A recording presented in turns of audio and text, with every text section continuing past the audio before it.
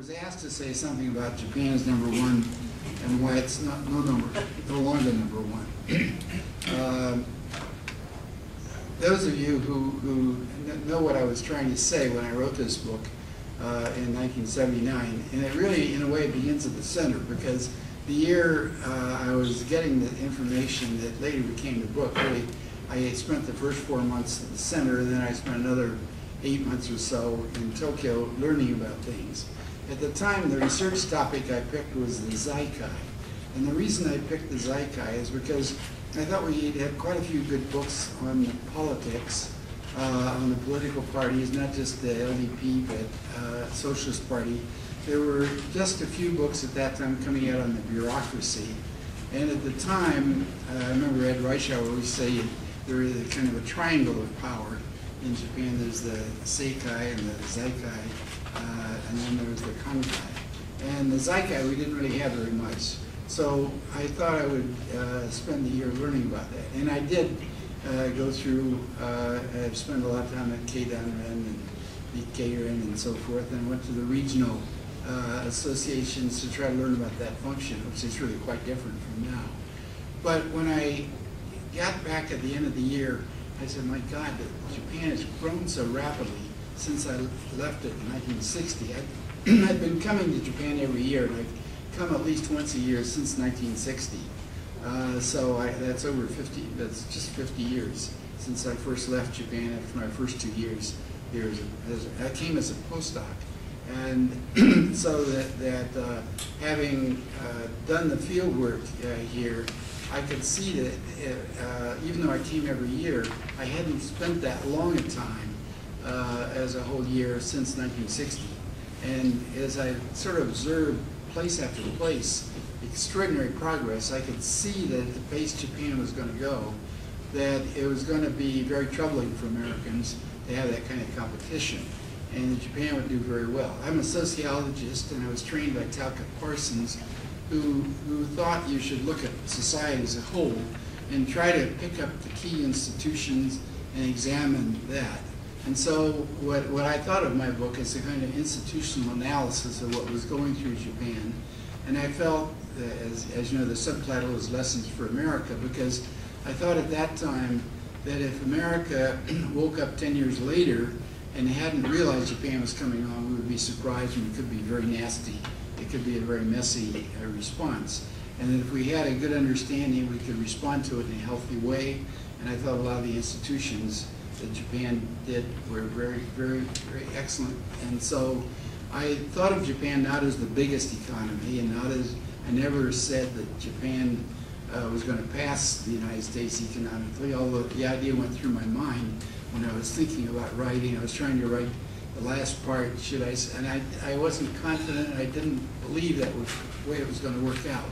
But I thought in a number of ways that Japan did things, like the rate of crime, the level of education in the compulsory education program, sort of the level that Japanese children had achieved in that, the loyalty in the firms, the quality of the Japanese bureaucracy, that Japan was really doing extremely well. And I still believe that. And people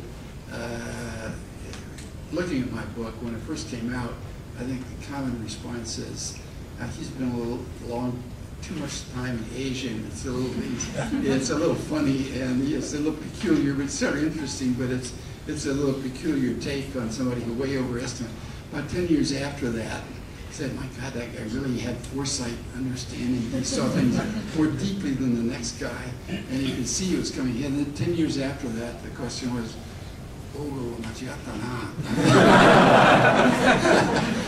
why did he make those mistakes, and why did he misunderstand? I still believe that was an accurate understanding of what went on then. And if I look at the institutions and try to say, what are the key things of why a lot of the institutions are not working so well as they did, I would say, number one, I think the financial crisis. And my analysis was not about finances. It's not something I understood while I was looking at the institutions. And of course, the institutions change as personality changes. Now that I'm old enough, I have a better sense of how personality changes over time. at the time when I was in graduate school, we talked a lot about national character. We talked about Japan, Giri and Nincho, and having sort of set in Amai no Kozo, and having certain set interpretations. We thought that really explained the personality and national character. I think now we would say that a lot of those things change too. That what we mean by personality, character of a place is that it's sort of set a relatively long period of time, but that doesn't mean it doesn't change. And the same way with institutions, the things that I saw. I think there have been a lot of changes, but there's a lot of continuity. So the things that I think went wrong, one is the financial. A second thing I think went wrong is the political coherence fell apart when socialism and communism died around the world, because there was no longer any socialist progressive group in Japan. And so the dominant political party that used to unite against the socialists and leftists no longer had to unite. So the people who used to, from one faction, who used to listen to another and who lost out in a faction fight would be quiet and behave and stay in the faction. But after 1991, 92, then you could leave the faction. You left the whole party and formed a whole new party. So that meant the glue that held the LDP together had gone. And I think part of the glue that came from senior bureaucrats from the 1950s, when Yoshida taught a lot of his young bureaucrats into going into politics. Maybe not for the right reason. He was afraid that democracy was going to ruin the country, and better to have people who really knew things run. So you had a lot of former bureaucrats at Yoshida Gakko who could have sort of kept those people together during that period of time.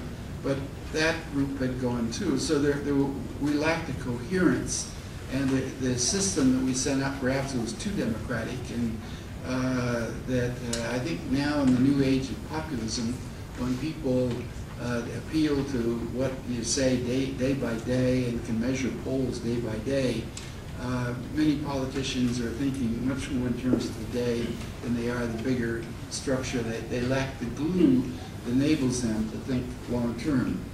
A third thing is I think some of the Japanese got a little too confident. And one of the things I pointed out in Japan is, number one, is how eager the Japanese were to learn about the world and how many missions they kept sending. And during the 50s and 60s and 70s, I think that was true.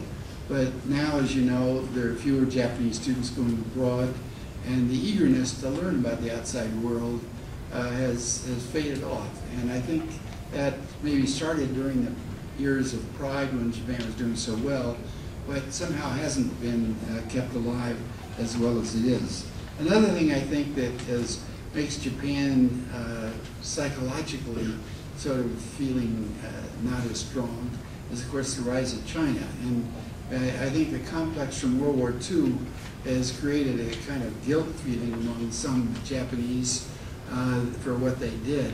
So that not only is China strong and getting stronger and becoming the biggest economy in this part of the world, but the Japanese don't have the pride that they ought to have.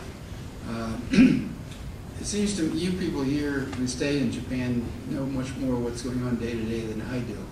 But from what I see, I think there are a lot of talented Japanese, and the country still has a lot of great strengths. One of the things I do since I retired is I have at my house a thing I call the Habado Shoka Sonjuku. And the idea is that these are Japanese students who are in the United States who plan to return to Japan, and they're in different fields in the Boston area.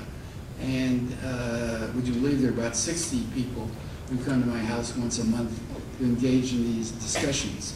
My house isn't quite big enough, so now we split up into two. But these are a lot of talented foreign students, and a lot of them are women. I think a lot of the Japanese women who 30 years ago had to fight to be a professional, now it's much easier to be a professional and also to be a feminine person. And there are a lot of, I'd say about 1/3 of this group is talented young women. And what I see is still a lot of talent and dedication, desire to do things. They work well together. They're sensitive to each other. They're a great group to work with. And I think there must be a lot of those same kind of people in Japan that you people see every day. So I think the world underestimates Japan right now. And I think there's a lot of strength. And it may not be the biggest economy in Asia, but there's a lot of great strength in Japan, and I think there are a lot of things that Japan needs to do. It needs to have a political system where the top leader can serve for a longer period of years. It needs to get more people back overseas studying and taking part in the world, not to be an isolated place like it does with cell phones, where it tries to excel but can't be part of the world.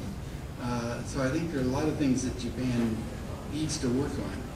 But my personal observation is there's a lot of talent, a lot worth working with, and I think that your school here plays a very extremely important role in maintaining Japan's connection with the world by attracting a lot of talented foreign people to go deeper into Japan. Thank you very much.